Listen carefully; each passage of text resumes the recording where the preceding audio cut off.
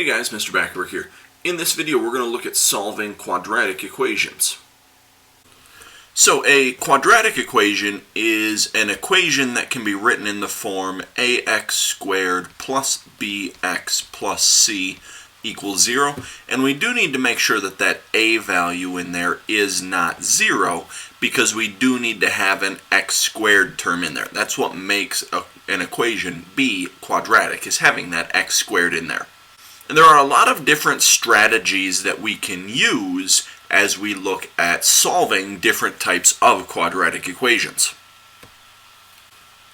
In this first example, we're going to use a strategy called extracting square roots to help us solve the equation 2x minus 1 squared equals 9. So when we're solving an equation, we're trying to solve for our variable, so in this case x, and right now x is trapped inside of the parentheses by this squared power. So in order to get rid of a squared power, we need to square root both sides of our equation. Now on the left-hand side, the square root and the squared power will cancel each other out. So we're just going to have the 2x minus 1 left over. On the right-hand side, when we square root the 9, we have to be careful. Anytime we square root a value, we have to remember to put a plus or a minus in front of that. So the square root of 9 is 3, but we have to put that plus or minus in front of it. Now, to solve this, there's actually two values on the right-hand side. There's positive 3 and there's negative 3. So what I'm going to do is separate those equations. So I'm going to write out one equation where it says 2x minus 1 is equal to positive 3. And then I'm going to write out the other equation, 2x minus 1 is equal to negative 3. And then we're going to solve these individually. So on this first one, if I add the 1 over to the right-hand side, I get 2x equals 4. And then I divide by the 2 to get an x value of 2. On the other one, if I add the 1 over to the other side, we end up with 2x equals negative 2. And then when we divide by the 2, we get an x value of negative 1. So both of these values are going to be solutions. So we've got a solution at x equals 2 and also at x equals negative 1. Another strategy that we can use to solve a quadratic equation is factoring. So looking at the equation x squared plus x minus 6 equals 0. I'm focusing on the left-hand side, and what we're going to try to do is factor this out, which means split this up into two smaller expressions that when multiplied together would give us this x squared plus x minus 6. As we're multiplying this together, in order to get x squared, we're going to need to take x times x. Now, we're looking at the rest of our equation, and there's not a number written in front of this plain x, which implies that there's a 1 in front of there. To fill in the rest of our parentheses, we are looking for numbers that will add up to that 1, but multiply to give us negative 6. So what we're going to need is plus 3 and minus 2. And remember, this is still equal to 0. Now we can use something called the zero factor property or the zero product property to then take this equation, and since there's two factors on the left-hand side, we can split those up and set each one equal to 0. So we can take the x plus 3 and set it equal to 0. And we can take the x minus 2 and also set that one equal to 0. And then we'll solve each one individually. So to get rid of the plus 3, we're going to have to subtract 3 from each side. So we're going to get x equals negative 3.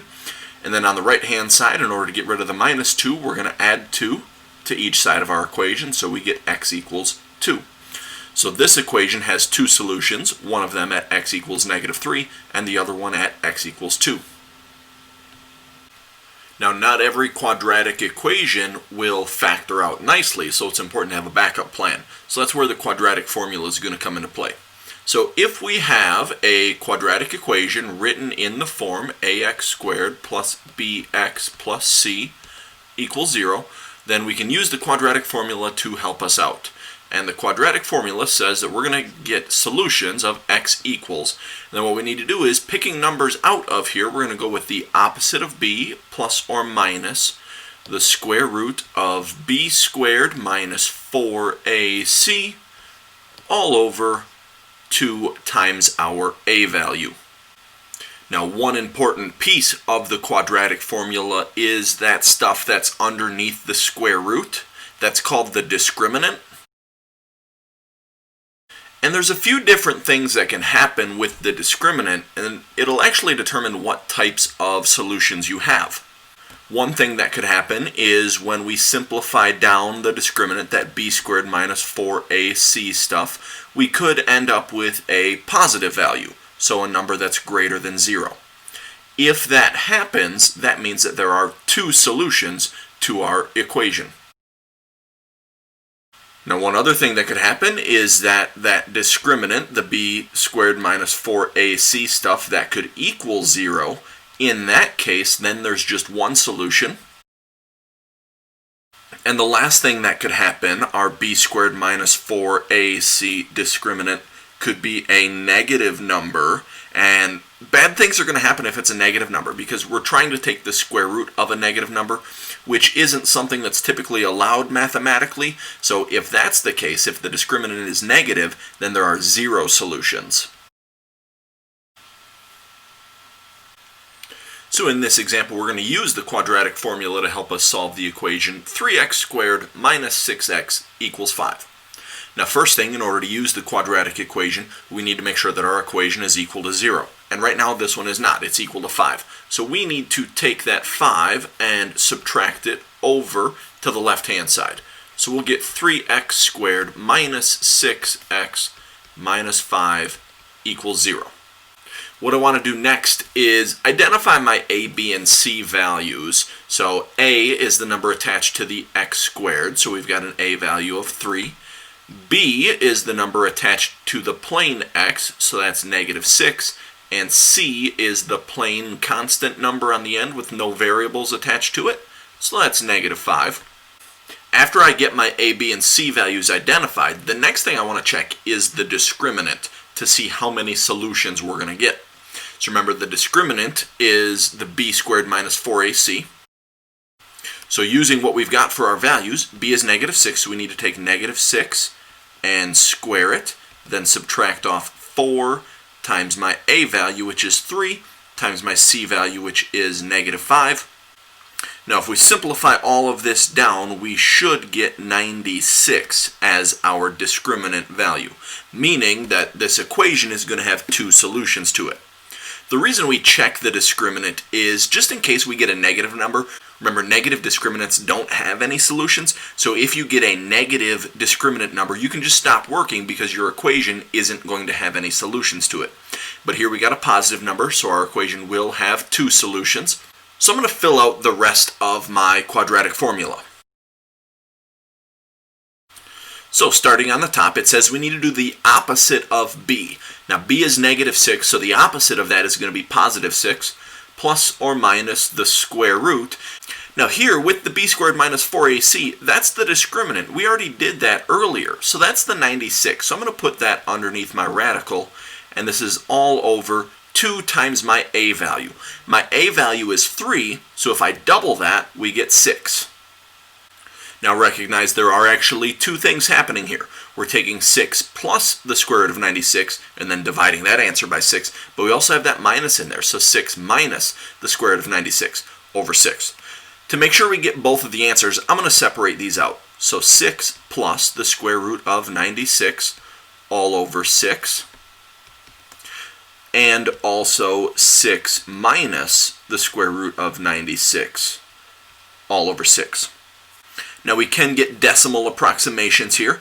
If we take that first fraction and type all of that into our calculator, as a decimal, that's about 2.63.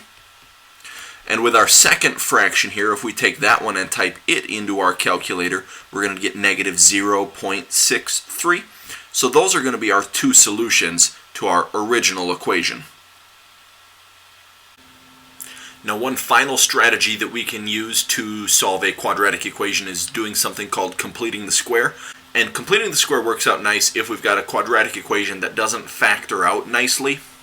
So if we had something like x squared plus bx equals c, one thing that we do have to keep in mind is that there can't be a coefficient in front of our x squared. It needs to be just a 1 in front of there. What we can do is, to make this factor out nicely, we're going to take that b value, we're going to divide it by 2, and then we're going to square it. We're going to add that on both sides of our equation. That's going to help this factor out nicely. So when we do that, we get x squared plus bx plus this b over 2 squared. And whatever we do to one side, we also have to do to the other side. So on the right-hand side, we're going to end up with c plus our b over 2 squared. Now on the left-hand side, by adding that b over 2 squared in there, that's going to let us factor this nicely. And it should turn into x plus b over 2 all squared. And then on the right-hand side, we can simplify down that fraction being squared. So when you're squaring a fraction, you square the top and the bottom. So the top will turn into b squared, and the bottom will turn into 4. And then from there, we should be able to use our extracting the square root method to help us finalize our answers. So looking at this example, we're going to solve by completing the square. We've got 4x squared minus 20x plus 17 equals 0. Now in order to use completing the square, we said that the coefficient on the x squared needed to be a 1. Right now there's a 4 in there, so we're going to have to do a little dividing. So we're going to have to divide everything in this equation by 4, including the right-hand side, in order to cancel out that coefficient. So if we take 4x squared divided by 4, we just get x squared. If we take negative 20x divided by 4, we get negative 5x. And if we take 17 divided by 4, that's 17 fourths. And on the right-hand side, 0 divided by 4 is just 0. Now the next thing I'm going to do is take that c value and move it over to the other side. So I need to subtract the 17 fourths over to the right-hand side. So we get x squared minus 5x equals negative 17 fourths. Now to do completing the square, remember that's where we do b over 2 and square that and then add that to both sides. So my b value is negative 5. So we're going to take negative 5 over 2 squared, and we're going to add that on both sides of our equation. Okay, so we get x squared minus 5x. Now we're going to add in the negative 5 halves squared. And then on the right-hand side, we also need to add in the negative 5 halves squared. Now remember, for completing the square, the whole reason we're doing that is to get the left-hand side to factor out nicely. And every single time, it's going to factor into x plus that b over 2 value. So we know that b over 2 is negative 5 halves squared. And then on the right-hand side, we can work on simplifying that down a little bit. So we've got the negative 17 fourths plus, we've got this fraction being squared. So in order to square this fraction, we square the top and the bottom. So if we square negative 5, we should get positive 25. And if we square the 2, we should get 4 on bottom. Now inside of our parentheses here, we can clean that up a little bit. We're adding a negative number, so that's really like subtracting. So we can turn all of that into x minus 5 halves squared. And then on the right-hand side, if we take negative 17 fourths plus 25 fourths, all of that's going to simplify down to 2. Now from here, we can use extracting the square root to help us finish solving this. So x is trapped inside of the parentheses by the squared power. So to get rid of that, we'll need to square root both sides. So on the left-hand side, the squared and the square root cancel each other out. So we just get x minus 5 halves. On the right-hand side, the square root of 2 doesn't simplify down nicely, so we can just leave it as root 2, but remember to put the plus and the minus in front of there. Now, last thing we need to do in order to get x alone is add this 5 halves over to the other side. Because of this plus or minus in there, I'm just going to drop the 5 halves in front of that, so it's going to be 5 halves plus or minus the square root of 2. Now if we get our answers individually, if we take 5 halves and add the square root of 2, we should get 3.91 as that solution. And then if we take 3 halves minus the square root of 2, we're going to get 1.09 as that solution. So those are the decimal approximations of our solutions. That's going to be it for this video. Thanks for watching.